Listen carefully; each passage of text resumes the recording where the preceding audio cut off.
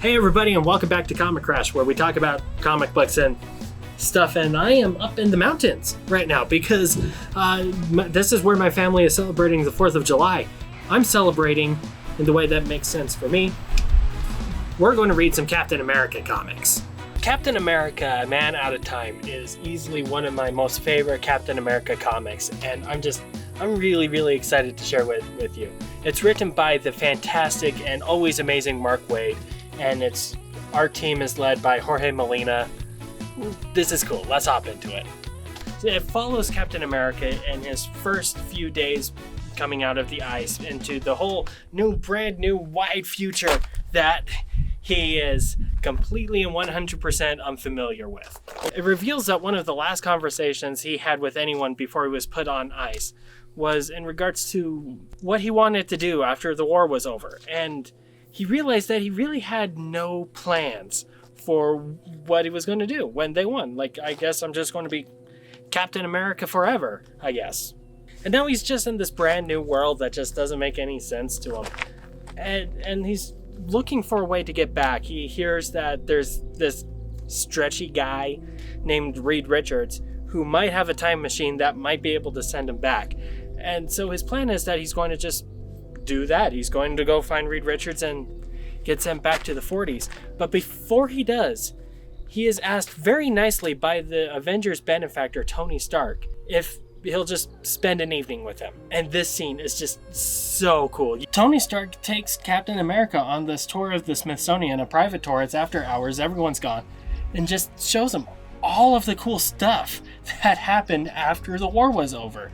Of course, it being Tony Stark, the first thing he starts with is the Air and Space Museum, where Captain America learns about all of the advances that were made in aerospace technology, all of the people that went to the moon and came back, and these things that were science fiction in 1940 that became real afterwards.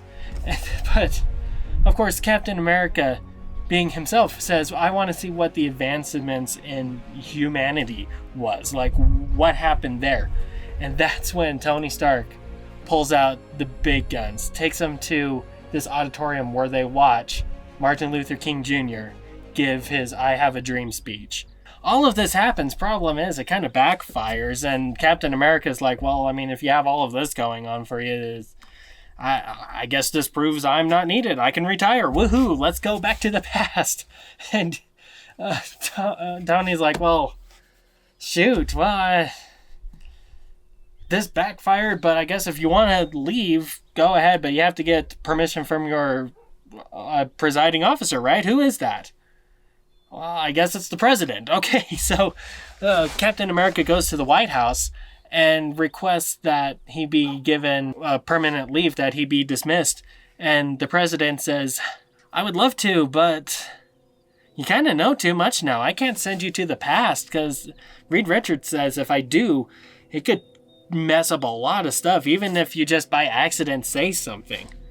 And so Captain America is very just stuck. He cannot leave the present. He has been ordered by the president, as well as the only person who has a time machine won't let him use it because he just knows too much. It's too dangerous now. He's stuck. He just has to deal. So Captain America goes off to try and do the next best thing. Let's see if anyone I know is still alive that I can talk to. And he is able to find one person. It's his superior officer, General Jacob Simon. Problem is, though, while Tony Stark showed him this fantastical, optimistic image of America's history after the war, General Simon has a very different view on how things have been going. The general, he's seen other things, and he's focusing on those other things. He's thinking about Watergate. He's thinking about how, yeah, sure, Martin Luther King gave this beautiful speech that united everyone, but did Tony tell you what happened to him afterwards?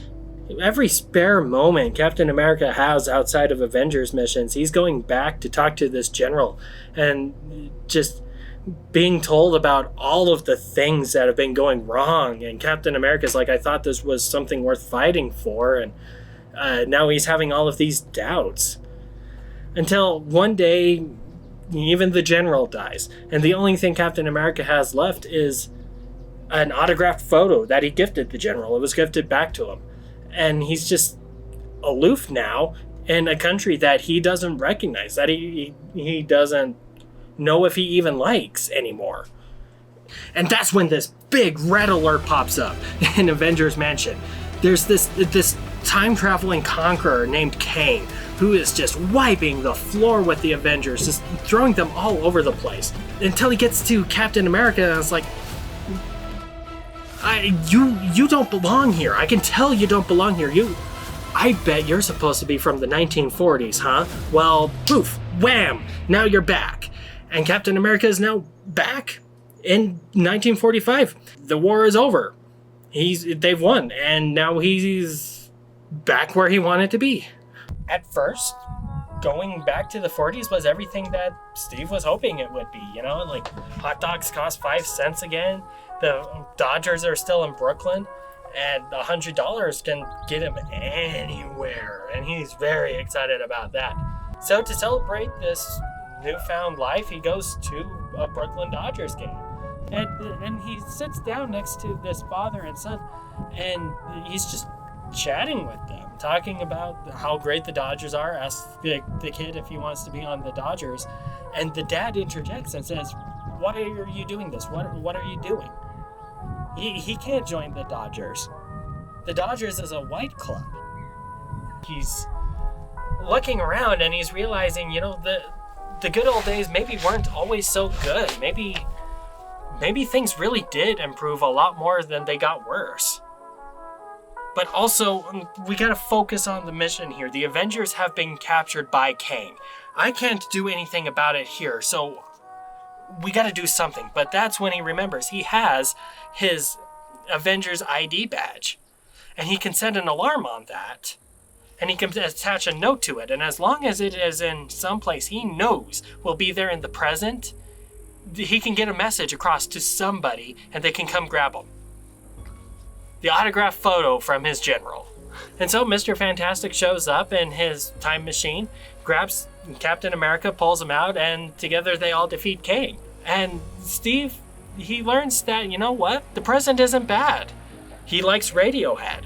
He thinks that space travel is really cool. But beyond that, he thinks it's amazing that human rights have been able to go so far, because he knew so many people in the past that just didn't have the kind of opportunity that he did. And in the present, now they get to. So, as far as comic book writers go, I'm pretty sure Mark Waid he's up there. He's in my favorites. And as is customary with almost anything Mark Waid writes, you can read through it and it's a blast and a half. It is just a lot of fun to read, and it's very action-packed, and it's very deeply entrenched in the lore of whatever character you're reading. But it also feels like there's a million different things we can pull from this and different ways that we can analyze this story.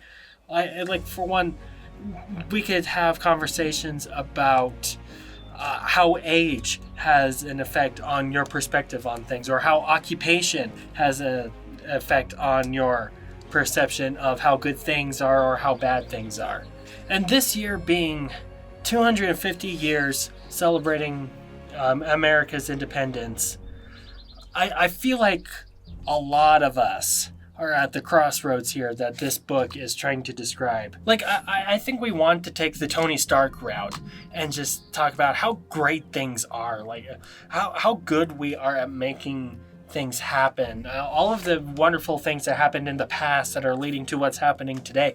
But at the same time, a lot of us have been kind of burned by events and world happenings like the general was, like General Simon was. It's just reading this book right now at this time is making me think a lot about that. And I just kind of want to point out that, yeah, there's a lot of really, really bad things that are happening right now. And frankly, a lot of it is because of the United States.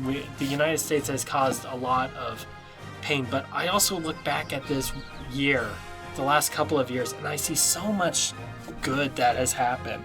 I've seen so many people unite together under really real causes. A lot of people where the causes don't even affect them directly, but it's enough that it's affecting someone, that they're getting together and they're working together to try and make good, positive change happen.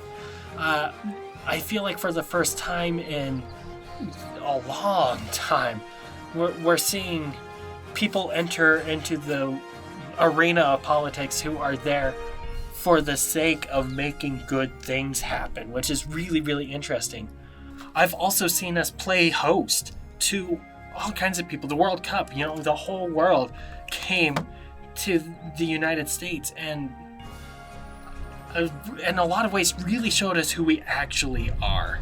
We're a group of people that got together and said, you know what, this is who we want to be. We want to be good. We want to be a positive force in the world. And, it's that endearing spirit that I think I've seen throughout my life and throughout any study I've done of American history.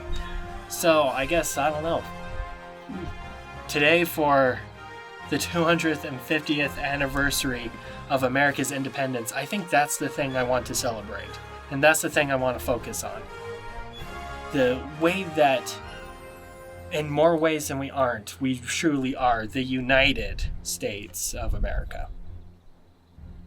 Anyway, that's what I've got for you guys today. Great book. Oh my gosh. Highly recommend. It's so good. Gives a really cool positive outlook on the future. Has a great message. Excellent action. Oh, so good. I would love to hear your thoughts and ideas in the comments below. So go ahead and put them in there. And until next time, thank you for joining me. Have a great day. And remember to always be your best self.